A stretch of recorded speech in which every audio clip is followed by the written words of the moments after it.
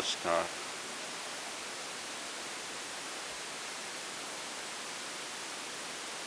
મહાભારતના માધ્યમથી આપણે સૌ સાથે મળી ભગવાનની વાતો કરી રહ્યા છીએ. ભગવાને જેટલું કીધું છે એ બધું તો આપણને સમજાય નહીં, અને એમણે આપણને આપણા આધ્યાત્મિક વિકાસ માટે, જીવન વિકાસ માટે જે તે પદ્ધતિઓ બતાવી છે એ પદ્ધતિઓ આપણે સ્વીકારીએ પણ ખરા અને ન પણ સ્વીકારીએ, તે છતાં પણ ભગવાન મહાપુરુષોએ આપણા પર ઉપકાર કરી અને આ કાળમાં એમના જે ઉપદેશો રહેલા છે આપણને થોડી રાહત આપે છે, થોડીક શાંતિ આપે, થોડી માનસિક શાંતિ આપે. માનીએ તો આપણા માટે ઘણું મૂકીને ગયા છે, માનતા હોઈએ તો. અત્યારે આપણી પાસે જો શાસ્ત્ર ગ્રંથો ન હોત ને તો બહુ આપણે પરેશાન થઈ જાત. જુઓ વિદેશની હાલત કેવી છે, ઘણા દેશોની બહુ ખરાબ હાલત છે. એ દ્રષ્ટિએ હજી ભારતમાં ધર્મની લાગણી છે લોકોમાં, અને થોડી ઘણી રાહત પણ એનાથી દરેક માણસને મળે છે. બધું તો આપણાથી ન થઈ શકે, પણ જેટલું થાય એટલું. તો મહાભારતમાં કાલે આપણે વિચિત્ર વીર્યની વાત કરી. વિચિત્ર વીર્ય સત્યવતીનો પુત્ર જ છે. સત્યવતીના બે પુત્રો હતા. એકનું નામ હતું ચિત્રાંગદ અને બીજાનું નામ આ વિચિત્ર વીર્ય. સત્યવતી નાવિક કન્યા ન હતી, પણ નાવિક પાસે મોટી થઈ છે. પાલન પોષણ નાવિકના ઘરમાં થયો છે. એટલે સત્યવતી નાવિકને પિતા માને છે, અને નાવિકની પત્ની છે એને માતા માને છે. બીજી એને સ્ટોરી કદાચ ખબર પણ ન હોય સત્યવતીને, પાછળથી કદાચ નાવિકે વાત કરી હોય, પણ સંસ્કારી હતી. આપણે બધા ઘણા ભવોથી પ્રવાસ કરી રહ્યા છીએ, તો આપણા આત્મા પર સારા સંસ્કાર પણ છે અને ખરાબ સંસ્કાર પણ છે. સમય સમય પર એ સંસ્કારો આપણને દેખાવ દેતા હોય. જેવો માહોલ, જેવી પરિસ્થિતિ, તે પ્રમાણે આપણા સંસ્કારો ઉખડતા હોય છે. સારા સંસ્કારો પણ ઉખડે, ખરાબ સંસ્કારો પણ ઉખડે. તો આ વિચિત્ર વીર્ય આમ તો સંસ્કારી હતો, માતાએ સારા સંસ્કાર આપ્યા હતા, પણ એની 3 પત્નીઓ હતી, રાણીઓ, અંબિકા, અંબાલિકા અને અંબા. એમની સાથે અતિ ભોગ ભોગવતો. મનાઈ કરી હતી ભીષ્મે કે વિચિત્ર વીર્ય આ સારું નથી. દરેક ચીજની કંઈક મર્યાદા હોય, લિમિટ હોય. હવે તો લિમિટ ઓળંગી જાય છે. એટલે ભીષ્મે પણ ઘણીવાર ટકોર કરી, પણ આપણા બધાના મન પર વાસનાના સંસ્કારો બહુ છે, અને એ વાસનાના સંસ્કારો હટાવવા બહુ મહેનત માગે. ઉપાસના આપણામાં જાગે એ પણ સહેલી તો વાત નથી. ઉપાસના જાગવી અઘરી છે, અને વાસના કાઢવી પણ અઘરી છે. તો વિચિત્ર વીર્યને વધુ પડતી વાસના હોવાને કારણે માતાએ પણ ચેતવ્યા હતા કે બેટા, શરીર માટે સારું નથી, અને આમ પણ સારું નથી. તું રાજા જ છે. 3 કન્યાઓ મળી, 3 પત્નીઓ મળી, એટલે એની સાથે જેમ તેમ ભોગ ભોગવવા એ ઠીક નથી. આજે હું થોડીક આ સત્સંગમાં આપણી તંદુરસ્તીની વાત કરીશ. આપણે સમજીએ ન સમજીએ, માનીએ ન માનીએ, એ એક બાજુની વાત છે, પણ આપણને શરીર મળ્યો છે તો શરીરને તંદુરસ્ત રાખવો એ પણ જરૂરી છે. મોટી ઉંમરના જે અહીંયા બેઠેલા છે એ તો ઘણા વર્ષો કાઢ્યા, પણ અહીં હમણાં જુવાનો પણ બેઠા છે, બાળકો પણ બેઠા છે. શરીરને તંદુરસ્ત રાખવા માટે થોડીક આપણે ચર્ચા કરીશું. અતિની ગતિ હોતી નથી એમ આપણે ત્યાં ગુજરાતી કહેવત છે, અને સંસ્કૃતમાં એક સૂત્ર છે, અતિ સર્વત્ર વર્જયેત. અતિ પ્રમાણમાં કાંઈ પણ હોય એ નુકસાન કરતો હોય છે.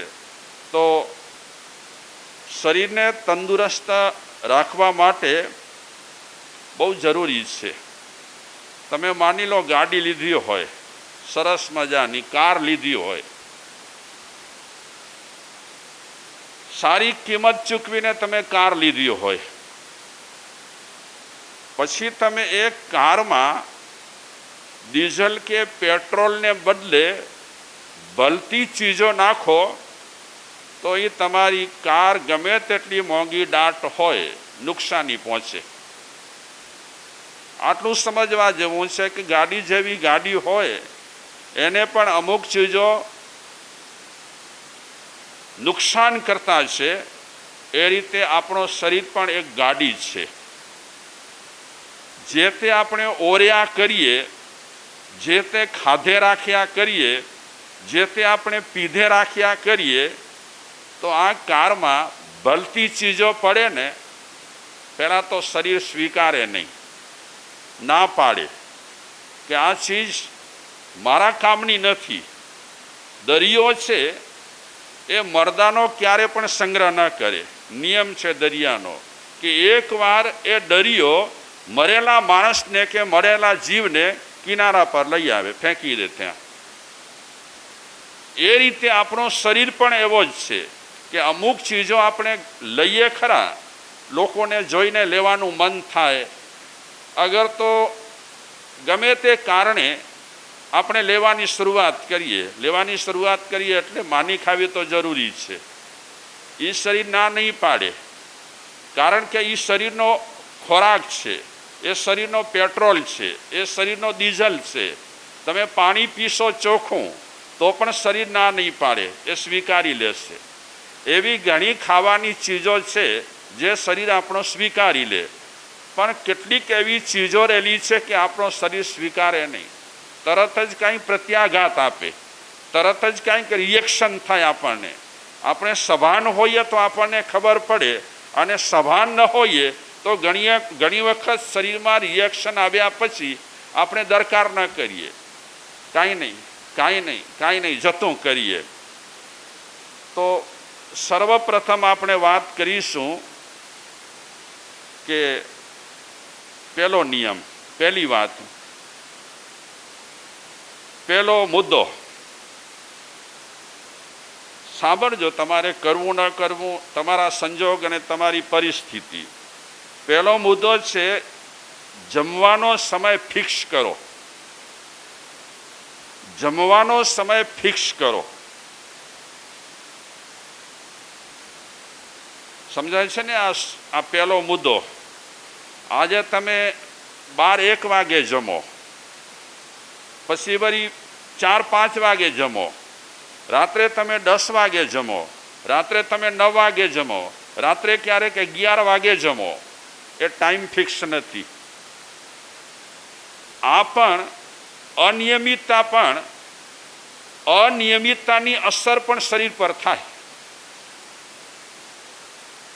રોજ સમય બદલાવો ન પડે. એ રીતે માણસે પોતાના સંજોગ પ્રમાણે એક સમય મુકરર કરવો જોઈએ કે બપોરના બને ત્યાં સુધી આટલા વાગે ભોજન કરીશ. અને રાત્રે પણ, આમ તો રાત્રે મનાઈ જ કરી છે, પણ હવે લગભગ એક સામાન્ય વાત થઈ ગઈ છે રાત્રે જમવું.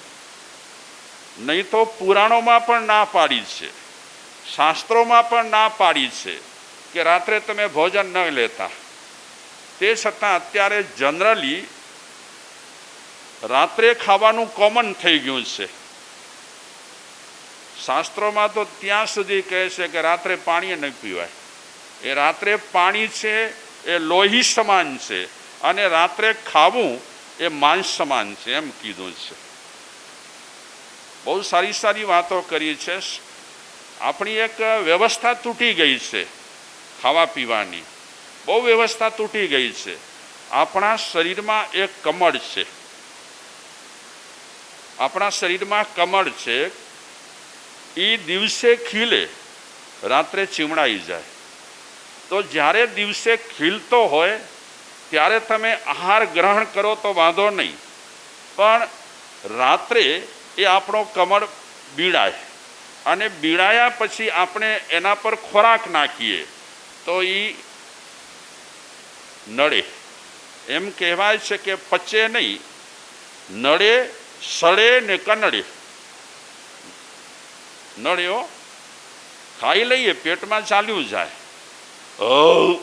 આમ ઓળકાર પણ આવી જાય, પણ એ ક્યારેક નડે, પણ પછી નીકળે નહીં તો અંદર સડે, અને સડે એટલે કનડે. ઘણાના સંડાસમાં બહુ જ વાસ હોય, અતિ. ઘણા વાયુ છોડે ને પાછળથી તોય પણ એકદમ ગંધ આવતી હોય. સમજી લેવાનું કે એ ઓરતો ગયો છે, અને ઓર્યા પછી અંદર સડ્યું છે. આ સડેલું હોય ને એ કનડે માણસને, બીમારીઓ નોતરે. મહાપુરુષોએ ખાલી ધર્મની જ વાતો નથી સંભળાવી. માણસોને, મહાપુરુષોએ શરીરને તંદુરસ્ત રાખવા માટે પણ ઘણી બધી વાતો કરી છે એમણે. તો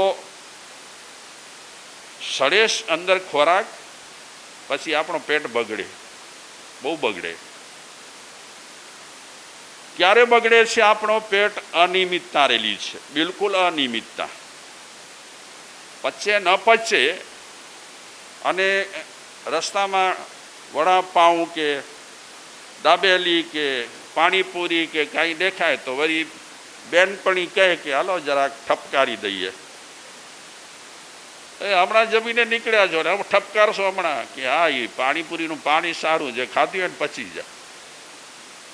એટલે પચ્યું ન હોય અને વળી ખાધે રાખે. એ ખાધા પછી નિકાલ અગર ન થાય તો એ સડે. સડે એટલે આપણો પેટ બગડે. પેટ બગડ્યો એટલે બીમારીઓ ચાલુ થઈ. બધી બીમારીઓ ક્યાંથી શરૂ થાય છે? પેટથી. બધી બીમારીઓ.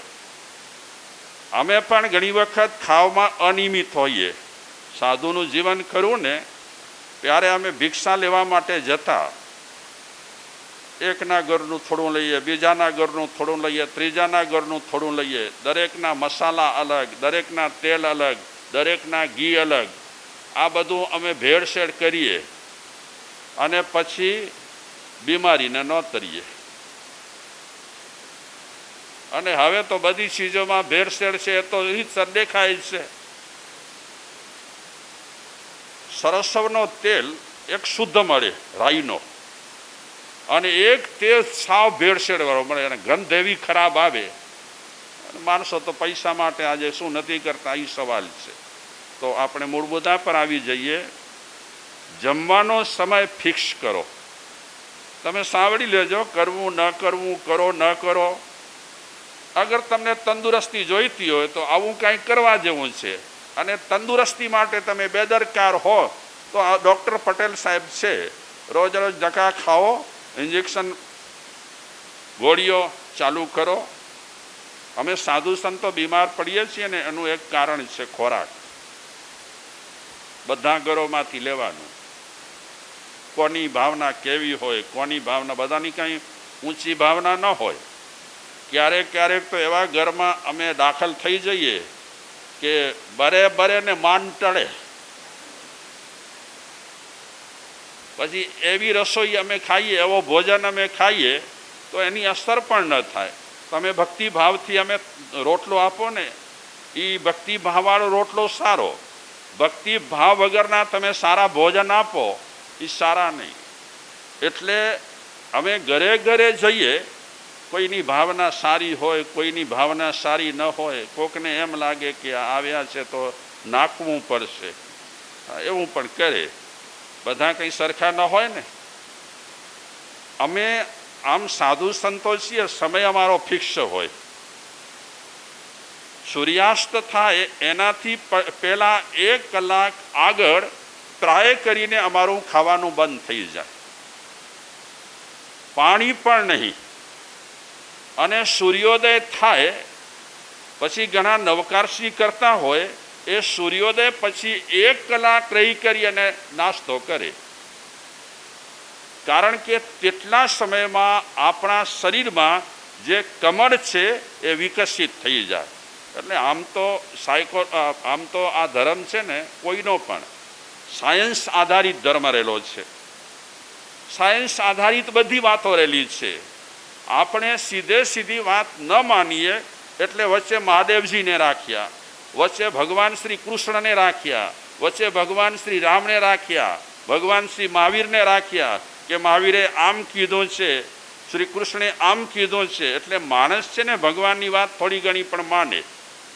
ડાયરેક્ટ જો ઋષિમુનિઓ ખાવાની વાત કરે તો જલ્દી માણસના ગળે ઉતરશે નહીં. એટલે ઋષિમુનિઓ પણ ભગવાનની વાતોનો સહારો લઈ કરી અને સાયન્સની દ્રષ્ટિએ શરીરને તંદુરસ્ત રાખવા માટે ઘણી બધી વાતો કરી છે. અને એક વાત નોંધી રાખજો, મન તંદુરસ્ત તો જ રહેશે અગર શરીર તંદુરસ્ત હશે તો. કારણ કે આપણને ભજન કરવા હશે, કીર્તન કરવા હશે, ભક્તિ કરવી હશે તો મનનો સાથ ખપશે. મનના સાથ વગર આપણે ભજન કીર્તન કરી નહીં શકીએ. અને મન જેટલો તંદુરસ્ત હશે એટલા ભજન કીર્તનમાં શું આવશે? મજા આવશે. અને મન જો તંદુરસ્ત નહીં હોય તો ભજન કીર્તનમાં કંટાળો આવશે, ઝોકા આવશે, પછી એલફેલ વાતો શરૂ થશે. એટલે શરીરને તંદુરસ્ત રાખવું જરૂરી છે. એની સાથે સાથે મન તંદુરસ્ત ઓટોમેટિક થતો જાય. આમ તો મનનો પણ ખોરાક છે. શરીરનો ખોરાક છે અનાજ. મનનો ખોરાક શું છે? પાંજો મનના જો ખોરાક કર, આપણા મનનો ખોરાક શું? અલ્લાહ જાણે. હે, કારણ કે આપણે આ શરીરને હજી જોયું, મનને તો જોયું નથી, પણ એ ખોરાક માંગે છે. ખોરાક માંગે જ છે મન. તો શરીરનો ખોરાક આપણને ખબર પડી, મનનો ખોરાક કદાચ આપણને ખબર ન હોય તો જ્ઞાની પુરુષોએ આપણને કીધું મનનો ખોરાક છે સારા વિચારો. તમે સારા વિચારો કરશો તો મન તંદુરસ્ત રહેશે. તમે ખરાબ વિચાર કરશો તો તમારો મન તંદુરસ્ત નહીં રહે. મન તંદુરસ્ત રાખવું અતિ જરૂરી છે. તો પહેલો જ આપણે મુદ્દો વિચારી રહ્યા છીએ કે જમવાનો ટાઈમ ફિક્સ કરો. શું તમે એના પર કાંઈ કોમેન્ટ આપી શકો? આ મુદ્દા પર કાંઈ બોલી શકો એમ? બહેનો, આ બરાબર છે કે નહીં મુદ્દો? માથું ના હલાવો. હે, એકદમ બરાબર ન બોલો. એ ખાલી મનાઈજી ગાલે. મહાપુરુષોએ આ સૂત્રો બતાવ્યા છે, આપણા શરીરને તંદુરસ્ત રાખવા માટે સૂત્ર બતાવ્યા છે. જમવાનો ટાઈમ ફિક્સ કરો. તમે બધાએ આ પાડી દીધી, પણ જમવાનો ટાઈમ તમે ગ્રહસ્થ છો, ક્યાંથી ફિક્સ કરો? હવે એ પણ સાચી વાત. બોલો માધુભાઈ, એ પણ સાચી વાત. કેમ થાય?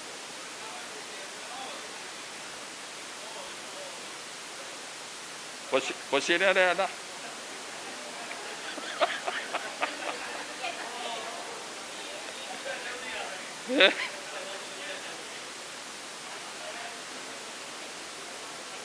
આમ તો ઘણા લોકો છે ને ટાઈમ ફિક્સ કરેલો હોય, થોડું આગું પાછું થાય, થોડુંક આગું પાછું થાય, પણ એ ફિક્સ્ડ ટાઈમે એ ભોજન કરી લે. અને જે ખાવામાં અનિયમિત છે એ માણસ શારીરિક રીતે દુઃખી છે બિલકુલ. જૈન સાધુ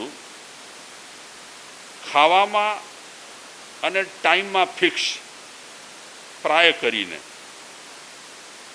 10 વાગે સત્સંગ પૂરો કરો એટલે પૂરો કરવો જ, 9 વાગે ચાલુ કરવો એટલે કરવો જ, પછી 5-10 મિનિટ આગળ પાછળ હોય. માણસો શું ટાઈમ આપે? 10 વાગે સત્સંગ છે માની લો તો 9:30 ટાઈમ આપે અને કહે શું આપણી પબ્લિક એવી છે ને 9:30 કહીશું તો માન 10 વાગે આવશે. પણ ઘણા લોકો બહુ નિયમિત પંક્ચ્યુઅલ હોય, ટાઈમ એ ટાઈમ, 9:30 ટાઈમ આપ્યો તો 9:30, 10 ટાઈમ આપ્યો તો 10, પતી ગયું. નિયમિતતાથી માણસ ઘણી વખત ઘડાય અને છાપ પડે. ઘણા લોકો કહે આ માણસ નિયમિત છે, જેમ તેમ ચલાવશે નહીં. એટલે નિયમ લોકો સાચવે પછી એનો તો પહેલો મુદ્દો, તમે ગમ્યો કે ના ગમ્યો ખબર નહીં, પણ આજે માણસો બીમાર વધારે થતા જાય છે. આજે જ અમને એક ફોન આવ્યો મુંબઈથી કે છોકરો ઠીક ઉંમરનો મેચ રમતા રમતા એને હાથમાં કાંઈક પીડા થઈ, તરત જ એડમિટ થયા. કિકા હોસ્પિટલ છે મુંબઈમાં, ત્યાંના ડૉક્ટરે ના હા પાડી હશે, એ બીજે ખસેડ્યા. અત્યારે અમે દશા જોઈ વિડીયો પર, લઠ્ઠો પઠ્ઠો શરીર એકદમ, આપણે કલ્પી ન શકીએ કે આની હાલત આવી થશે. અત્યારે હોસ્પિટલના બેડ પર છે અને અહીંથી નલીઓ નાખી છે. પેલું જે હોય શું કહેવાય, ઓક્સિજન નહીં પણ બીજું વેન્ટિલેટર, અહીંથી વેન્ટિલેટર લીધા પછી ઠીક ન રહ્યું એટલે ડૉક્ટરોએ અહીંથી નળીઓ નાખી છે.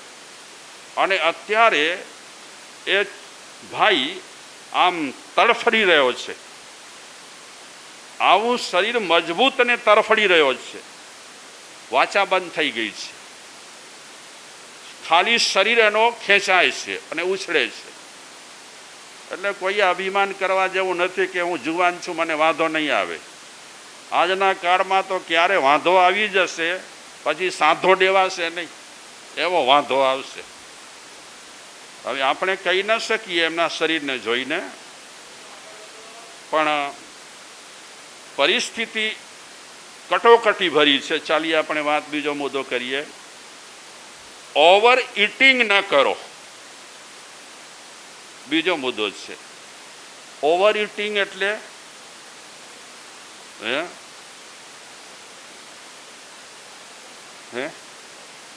વધારે ખાતા જવું, વધારે ખોરાક લેવાનું ને. હા, ઓવર ઇટિંગ, પેટ ભરાઈ ગયું છે, ભૂખ સંતોષાઈ ગઈ છે, પણ વાનગી બહુ પ્રિય રહેલી છે, તો વાનગી એ પ્રિય હોવાને કારણે મમ્મી હજી 1-2 દેના, ભૂખ નથી લાગી, પેટ ભરાઈ ગયું છે, પણ ઓવર ઇટિંગ. તો ઓવર ઇટિંગ કરવાથી પણ ઘણી નુકસાની થાય છે. એમ કહેવાય છે કે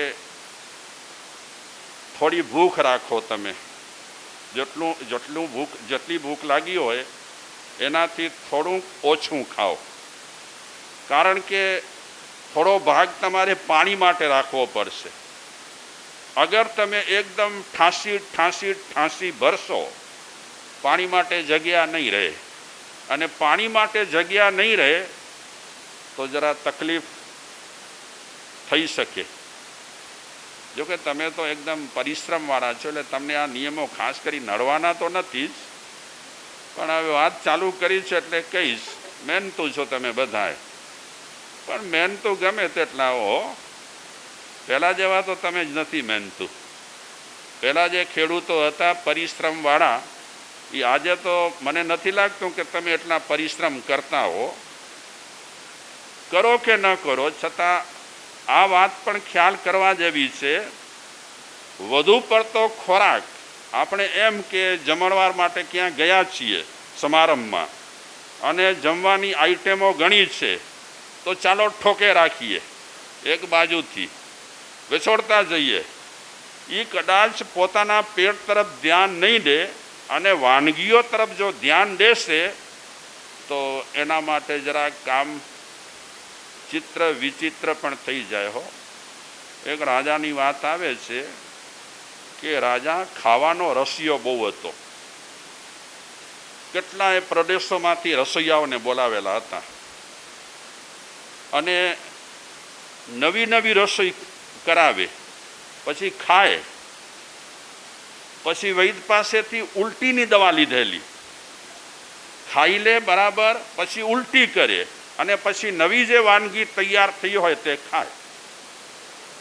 રાજા મહારાજાઓ છે એ તો બધું કરી શકે. દેશ દેશાંતરેથી રસોઈયાઓને બોલાવેલા, ચાઇનીઝ રસોઈ, સાઉથ ઇન્ડિયન રસોઈ, કેટલી જાતની રસોઈઓ. આપણા ભારતની રસોઈઓ ખૂટી છે તે હવે ચાઇનીઝ ખાતા થઈ ગયા છે માણસો. તો એ રાજા બસ આવું કરતો રહ્યો, નવી નવી વાનગીઓ ખાય, ઠાંસી ઠાંસી ખાય, પછી ઉલટીની ગોળી ખાય, પછી ઉલટી થાય, પેટ ખાલી થાય, ફરી બીજું ખાય. આવું કરવાથી અને ઓવર ઇટિંગ કરવાથી આ રાજા બીમાર પડ્યો.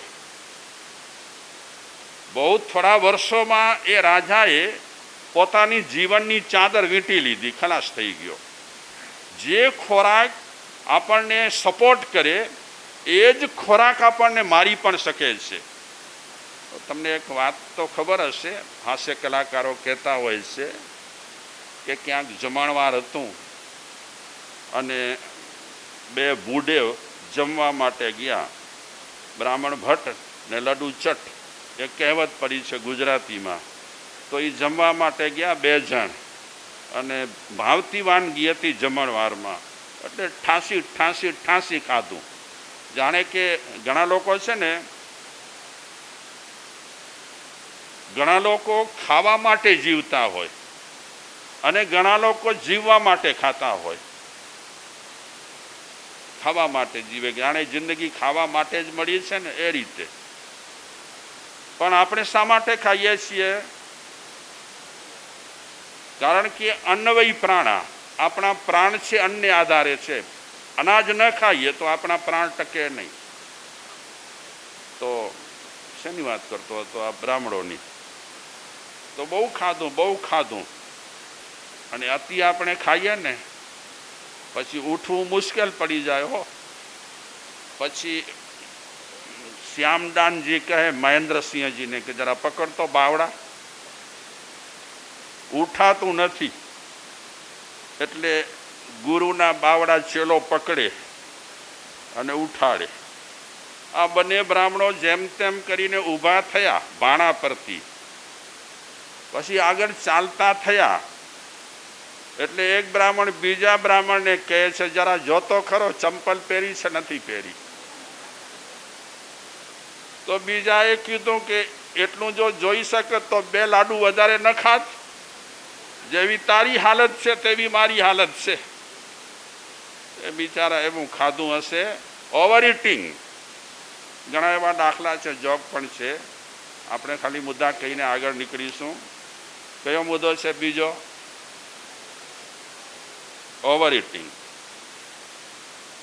લોકો તો ગુટકા ઓવર ઇટિંગ કરે છે, બોલો. ગજબની વાત છે. ખાવાનું કેમ ભાવતું હશે આવી ગંદી ચીજો? ખબર નહીં. પૈસા બગડે, શરીર બગડે, શરીરમાં તાકાત તો મળે નહીં. આજ સુધીમાં જેમણે જેમણે ગુટકા ખાધા છે એમને પૂછો કેટલી તમને શક્તિ મળી ગુટકાથી. અને ગુટકાથી જો શક્તિ મળતી હોય તો ડૉક્ટરો આજે બી કોમ્પ્લેક્સ અને ફળાનું ને ઢીકણું આપે છે ને બંધ કરી દે. એ કહે ગુટકા ખાઓ તાકાત મળશે તમને.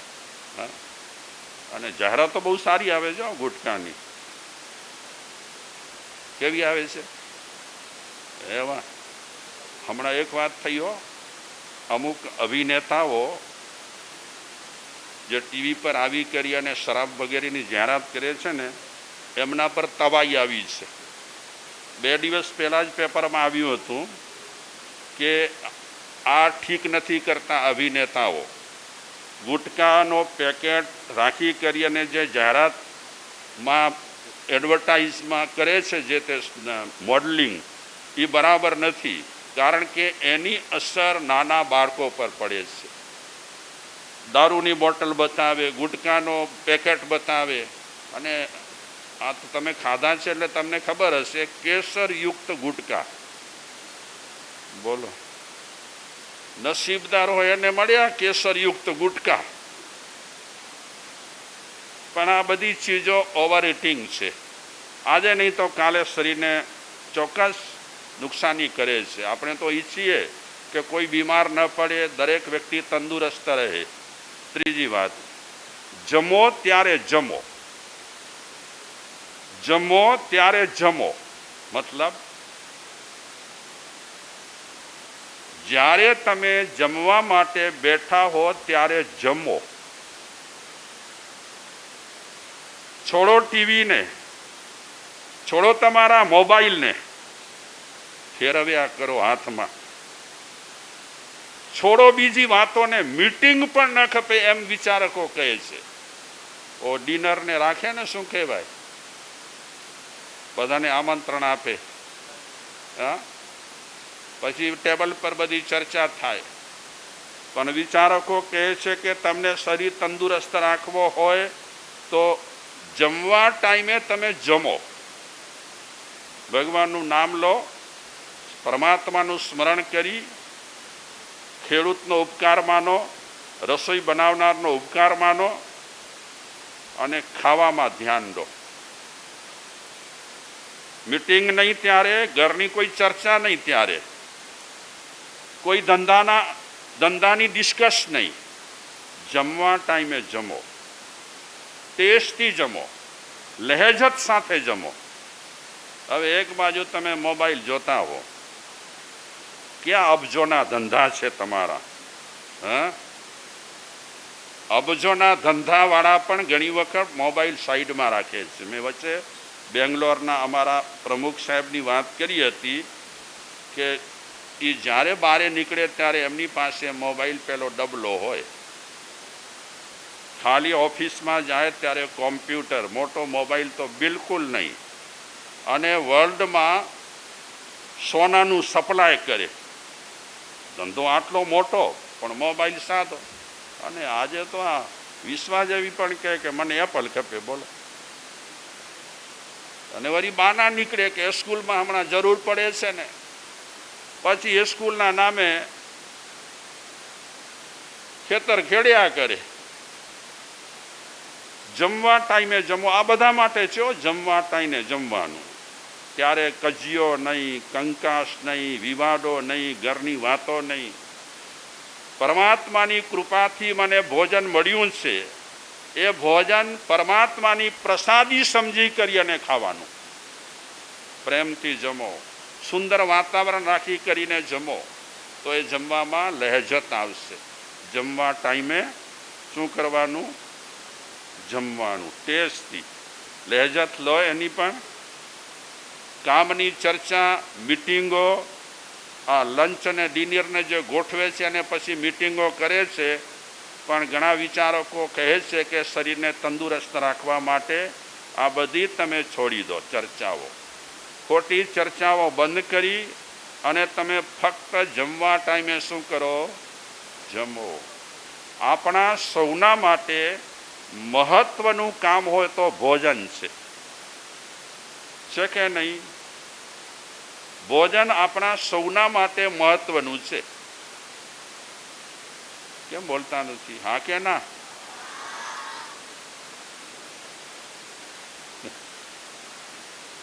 અગર આપણે ભોજન ન કરીએ તો બાળકો, હા, ભોજન ન કરીએ તો ભૂખ લાગે. ભૂખ લાગે તો આપણાથી હલાય નહીં, સ્કૂલે જવાય નહીં, લેસન કરાય નહીં, એક્ઝામમાં મજા આવે નહીં.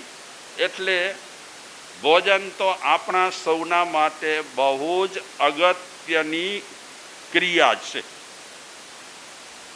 જમવા ટાઈમે જમો, મોબાઈલને રાખો સાઈડમાં. કરશો તમે કાલથી આ બધા?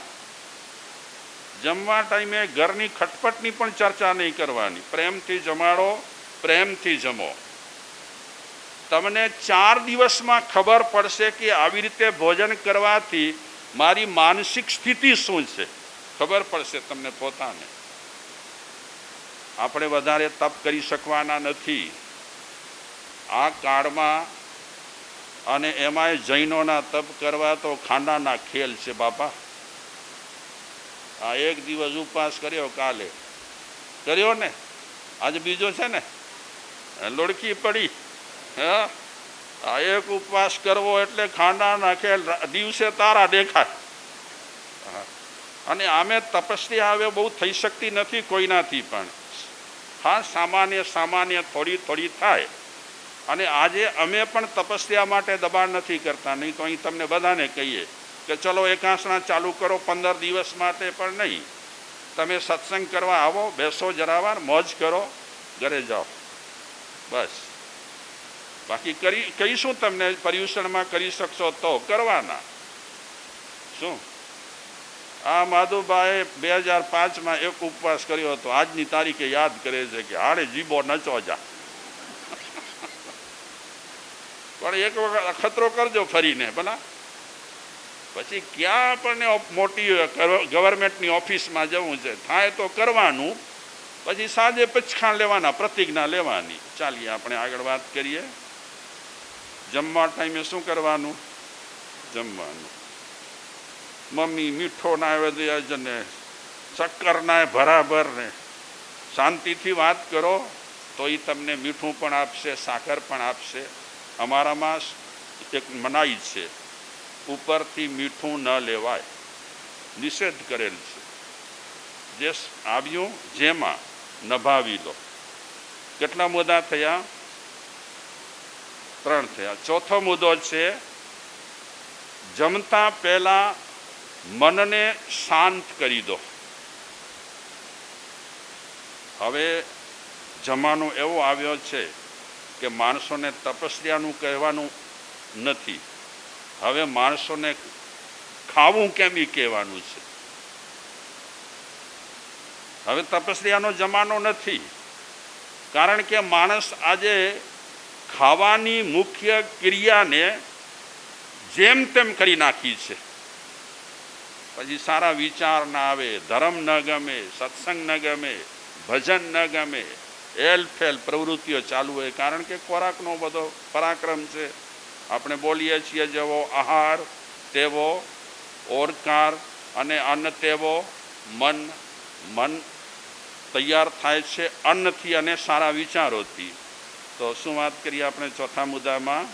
જમતા પહેલા મનને શાંત કરી દો.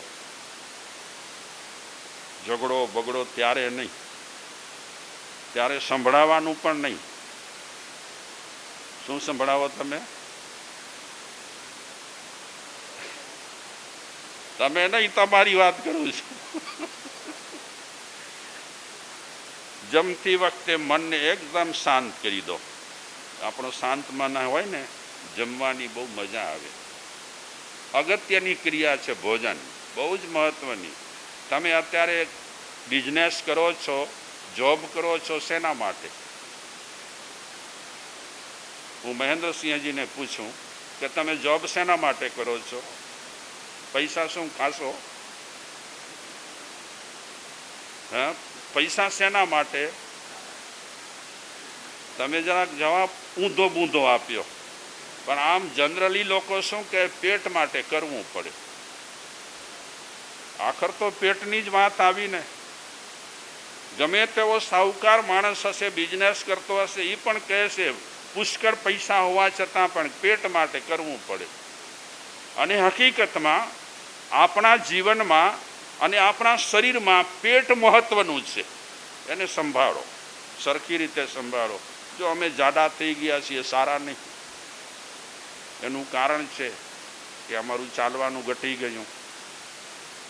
પછી ડૉક્ટર આજે આવ્યા હતા બિદડા સરોવરેથી. અમારા સાધુઓ છે ને જેટલા જૈન સાધુઓ કચ્છમાં, એમની અત્યારે કેમ્પ ચાલે ચોમાસામાં. બિદડા સરોવરે ટ્રસ્ટ મારફતે એ કેમ્પ હોય. એમના લોકો આવે, લોહી લઈ જાય, એમના લોકો આવે, રિપોર્ટ આપી જાય, એમના લોકો આવે, મુંબઈથી ડૉક્ટરો લઈ આવે. જે સાધુઓને જે બીમારી હોય એની ટ્રીટમેન્ટ પછી બિદડા સરોવરે ટ્રસ્ટ કરે. દર વર્ષે 2-3 વર્ષથી આ એ કેમ્પ યોજી રહ્યા છે. અમે બીમાર ઓછા પડીએ, પણ હાલમાં અમે પણ ગમે તે કારણસર ખાધા ખોરાકી કે જે તે હોય, આજે સાધુ સાધ્વી મહાત્માઓ પણ સંતો પણ બીમાર પડે છે. અમે પ્રાણાયામ કરીએ, બીજું કરીએ, ત્રીજું કરીએ, તે છતાં પણ અમારી વોકિંગ બંધ થઈ ગઈ હોય. એના કારણે પણ તકલીફો થાય. તમે તો મહેનત કરો છો, પરિશ્રમ છે તમારી પાસે, તમારે વોકિંગ કરવાની જરૂર નહીં, પણ તે છતાં બેઠાડું કાયા હોય એ નુકસાની કરે. તો આપણે ચોથો મુદ્દો કયો, જમવા પહેલાં તમે મનને શાંત કરી દો. જે બનાવ બન્યા છે તે દુકાનમાં, બીજે ત્રીજે, ઓફિસમાં, વ્હાઈટ વોશ ધોઈ નાખો, શાંતિથી ભગવાનનું નામ લો. જમતી વખતે શું કરવાનું? હા, જમતી વખતે બચ્ચા શું કરવાનું? જમતી વખતે પહેલાં શરૂ કરતાં પહેલાં શું કરવાનું? ભગવાનનું નામ લેવું. શું કામ ખબર છે? ભોજનમાં જે તે અશુદ્ધિ હોય ને, ભગવાનનું આપણે નામ લઈએ તો અશુદ્ધિ બધી દૂર થાય. પછી ભોજન કરવા બેસીએ તો આપણને સાત્વિક વિચારો આવે. તો જમતા મનને શાંત કરો. હા, ઘર હોય, પરિવાર હોય, સંસાર હોય, ત્યાં ખટપટ રમઝટ એ તો હોય. તે છતાં પણ જમતી વખતે એકદમ મનને શાંત કરી દો. ગુસ્સો પણ ન હોવો જોઈએ જમતી વખતે. જો કે ગુસ્સો કર્યા પછી જમવા બેસીએ ને મજા આવે. વેળીને પણ આયા હું ઘરે જમવા માટે આવ્યા હોઈએ ઝઘડો કરીને, અને પછી પલાઠી વાળીને જમવા બેસીએ તો ચેન પડે? હા, જ્યાં સુધી મન શાંત ન થાય ત્યાં સુધી ખાવા તરફ આપણો બહુ ઇન્ટરેસ્ટ ન હોય. એટલે આ ચોથો મુદ્દો કયો, જમતા પહેલાં મનને શાંત કરો. પાંચમો મુદ્દો છે ચાવો, ગટકો નહીં. ચાવો, ગટકો નહીં. શું થાય એનો મતલબ? ચબાવો, ચબાવો, ચબાવો. જેમ ગુટકા ચબાવો છો ને તમે, મજા નહીં. આ કોક સામે હું નજર કરું છું. ગુટકા ચબાવે, ચબાવે, ચબાવે. કેટલા કલાક સુધી રાખો મોઢામાં?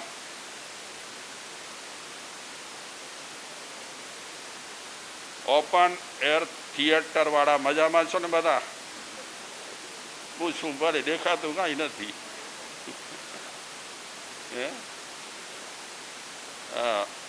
ઓપન એર થિયેટર સાંભળો છો ને?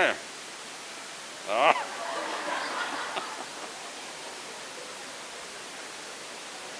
બસ આવો હાકોટો માર્યા કરે મજા આવે. બાપુ હાકોટો માર્યા કરજો ક્યારેક ક્યારેક. ચાવો પણ ગટકો નહીં.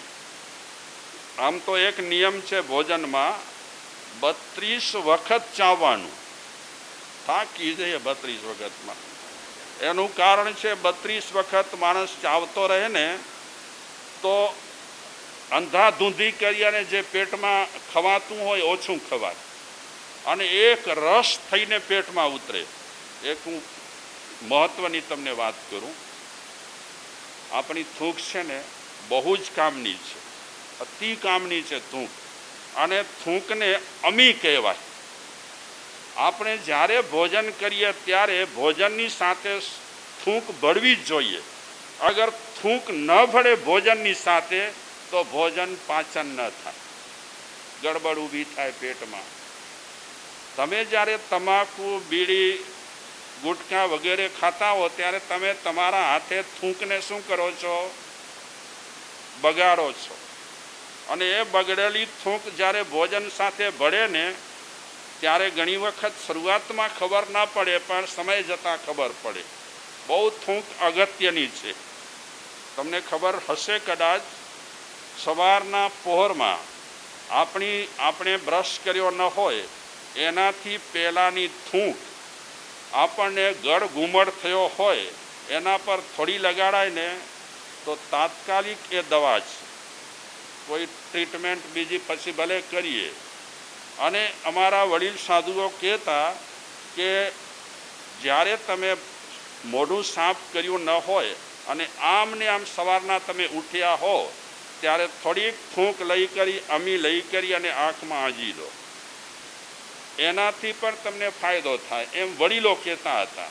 અને આજની તારીખે પણ ઘણા લોકો ઉઠી કરી અને અમી લઈને આંખમાં આંજી દે. બચ્ચાઓ માટે પણ બહુ સારું. એટલે જ અમે કહીએ કે તમે તમાકુ ગુટકા ન ખાઓ, તમારી અમી ન બગાડો. છઠ્ઠો મુદ્દો છે ઊંઘ પૂરી લો. પૂરી એટલે ખાવાની પૂરી નહીં, ઊંઘ પૂરી લો. મતલબ માણસ માટે, બચ્ચાઓ માટે ઊંઘનો સમય નક્કી થયો છે કે નાના બચ્ચાઓ હોય એમના માટે આટલા કલાક, પછી ઉંમર થોડીક જુવાનીના કલાકો પણ ઊંઘના સારા. પણ જુવાની પછી જ્યારે આપણે આગળ વધીએ વયમાં ત્યારે પછી આપણી ઊંઘ ધીમે ધીમે ઘટતી જાય. ઊંઘ બરાબર લેવા જેવી છે. અને હકીકતમાં આપણી બધાની ઊંઘ મહાપુરુષોના કહેવા પ્રમાણે 9 થી 12 સુધીની ઊંઘ મહત્વની ઊંઘ કહેવાય. એ પછી તમે કલાકો સુધી સવારના સૂતા રહો, એ ઊંઘ તમને ખપે એવી મજા નહીં કરાવે. એ આ 3 કલાકની ઊંઘને મહત્વની ઊંઘ બતાવી છે. અને ત્યાં સુધી ઋષિમુનિઓ કહે છે કે માણસને અગર તંદુરસ્ત રહેવું હોય તો 4 વાગે ઉઠી જવું જોઈએ. બોલો, કોણ ઉઠે 4 વાગે? હા, જોકે આજે ઘણા લોકો 4 વાગે ઉઠે છે, કોઈ 5 વાગે ઉઠે છે. ઊંઘ એમને ખપે 6 કલાકની. 6 કલાકની ઊંઘ સરસ થઈ જાય. બાળકોની ઊંઘ વધારે હોય, જુવાનોની પણ વધારે હોય, પણ ઊંઘમાં અનિયમિતતા ન હોય. આ અમારા શ્યામદાનજી 1 વાગે ઓટલા પર બેઠેલા હોય દોસ્તોની સાથે, 2 વાગે ઓટલા પર બેઠેલા હોય દોસ્તોની સાથે. કાંઈ કામકાજ ન હોય, કાંઈ જ ન હોય, અને પેલી આવે છે શું કહેવાય, ગેમ, એ ઉડાડ્યા કરે. આને ઉડાડ્યો ને ફલાણાને ઉડાડ્યો ને ઢીકડાને ઉડાડ્યો ને. શું કામ તમે તમારા શરીરને બગાડો છો? અમારા જુવાનીમાં ન દેખાય.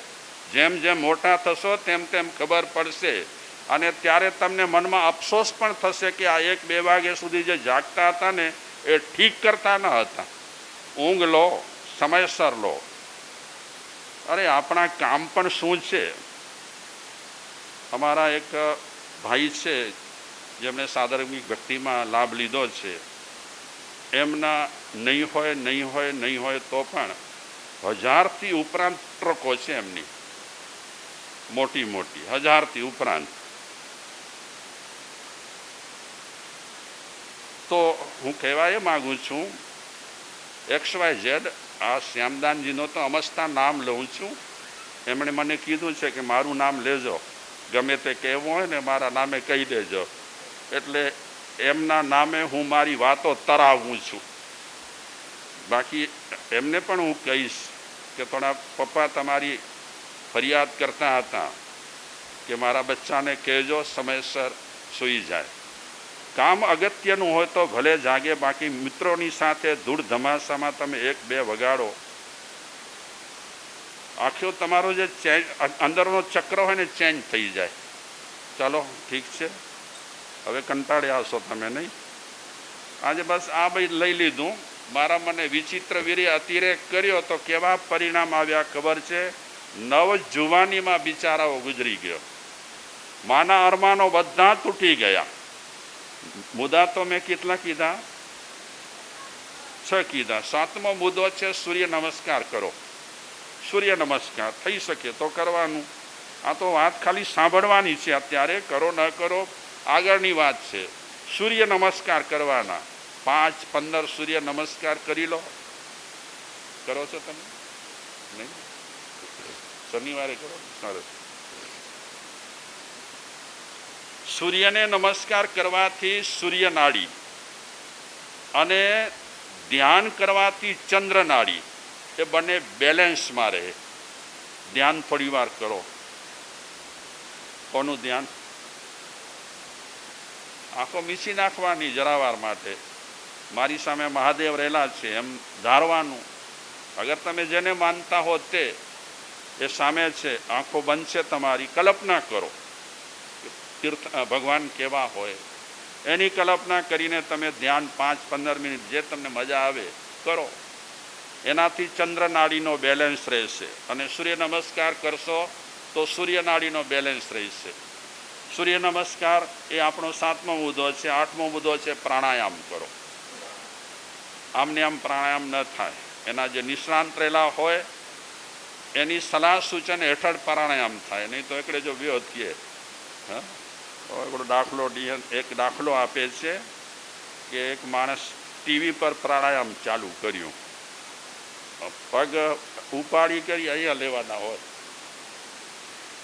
હવે એમાં ટીવીમાં જોતા જોતા પગ અહીં સુધી લાવ્યો પણ પછી કેમે કરી ઉતર્યો નહીં પગ, એવો અંદર ફીટ થઈ ગયો.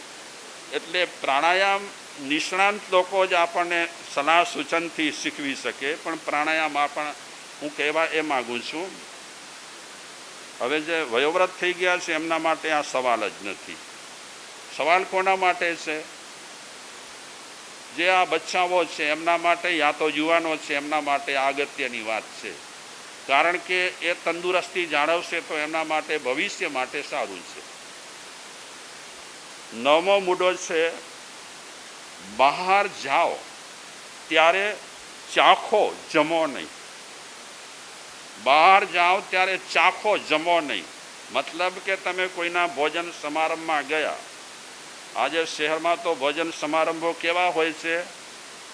22-50 શું હોય આઈટમો હોય. આપણે જોઈ જોઈને ધરાઈ જઈએ. હવે ઘણાની ટેવ હોય બધું થોડું ચાખે. 1-2-3 આઈટમો તમે નક્કી કરો કે આ આઈટમો તરફ મારે થોડું ખાવું છે અને તે પણ ચાખવા પૂરતું. હવે ઘણા માણસો ચાખે ને એ આખી થાળી ખાઈ જાય. અમારે ત્યાં એક ભાઈ હતા હૈદરાબાદમાં, ત્યાં એકાસણા થતા, તો એ ચાખવા માટે આવે તો લગભગ 1 થાળી મેસૂકની પૂરી કરી નાખે. એ ચાખવાની શરૂઆત કરે કે સારું છે કે નહીં, પછી આગળ વધે. ચાખો, જમો નહીં. જમવાના ટાઈમે જમો. બાકી સમારંભોમાં તમે જમવા બેસશો, બહુ જમશો તો શરીર બગડશે. અને આજના કેટરર્સ કેવા છે એના પર મને કાંઈ ચર્ચા કરવાની જરૂર નથી, તમે વધારે જાણો છો. છેલ્લો મુદ્દો, સારો ખોરાકનો અતિરેક સારો નથી. ખોરાક સારો મળ્યો, ચાલો એક બાજુથી ખાતા રહીએ તો એનો અતિરેક પણ સારો નથી. ઓવર ઇટિંગ માણસ માટે બહુ જ નુકસાની કરતા છે. એટલે આપણે વિચિત્ર વીર્યને સાથે લઈ કરી અને આટલી ખાવા બાબતમાં ચર્ચા કરી. બીજી નુકસાની હું બતાવું. આ વિચિત્ર વીર્ય અતિ ભોગ કર્યા તો એ ભોગના એ મજાની સજા કોને મળી? તો એક ધૃતરાષ્ટ્રને મળી, પાંડુને મળી. એવી જ મજાની સજા હવે જે મહાભારતમાં પાત્ર આવશે એને મળવાની છે. જો વડીલો ક્યારેક કોઈ મિસ્ટેક કરે ને તો એના સંતાનોને કેટલું સહેવું પડતું હોય છે. વડીલો ભૂલ ન કરે એવું નથી, વડીલો પણ ક્યારેક ચૂકી જતા હોય, પણ ચૂક્યા પછી એના સંતાનોને ઘણું સહન કરવું પડતું હોય. એ પ્રસંગ અને એ પાત્ર હવે મહાભારતમાં આવશે. કારણ કે હજી પાંડુના લગ્ન માટેની ચર્ચાઓ થાય છે. કુંતીનો ચિત્ર જોયો છે, કુંતી પસંદ પડી છે. એક માણસ પણ ત્યાં આવી કરી અને પ્રસ્તાવ મૂક્યો, નિવેદન કર્યું પણ સમુદ્ર વિજય એટલે કે અંધક ઋષિના પુત્ર સમુદ્ર વિજય એમણે સાંભળ્યું કે કુંતીના સગપણની ચર્ચા પાંડુ સાથે થઈ રહી છે, એટલે જાહેરમાં સ્પષ્ટ કહી દીધું સમુદ્ર વિજયે કે મારી બહેનને આવા રોગિયા સાથે હું પરણાવવા માંગતો નથી. રોગિષ્ઠ હતા પાંડુ થોડાક, અને આ રોગ કોના તરફથી મળ્યો હતો? અતિ ભોગ વિચિત્ર વીર્ય કર્યા હતા એનું આ પરિણામ હતું. એટલે વડીલોની મજા ક્યારેક સંતાનો માટે સજા, એ આ કહેવાય. હવે આ કુંતીની ચર્ચા આપણે કરીશું. આજે તમને બહુ હેરાન કર્યા, માફ કરજો. આજે ખાવાની જ બધી ચર્ચાઓ કરી, પણ ખરેખર તમે તો ગામડાના છો એટલે વાંધો નથી, તમારું શરીર પણ એકદમ સારું હોય, પણ એક કામ કરજો થઈ શકે તો જમતી વખતે ટીવી મોબાઈલ બિલકુલ નહીં. કેટલી ટાઈમ, કેટલી મિનિટ લાગે જમતા? 15 મિનિટ. ચાલો 15 મિનિટ એને આરામ આપી દો. 15 મિનિટમાં કાંઈ નુકસાની થવાની નથી. પછી તમારા માટે સમય છે, જુઓ તમે થોડી વાર માટે. ચાલો, માફ કરજો, બોર કરી નાખ્યા આજે તમને બધાને. ઓમ શાંતિ.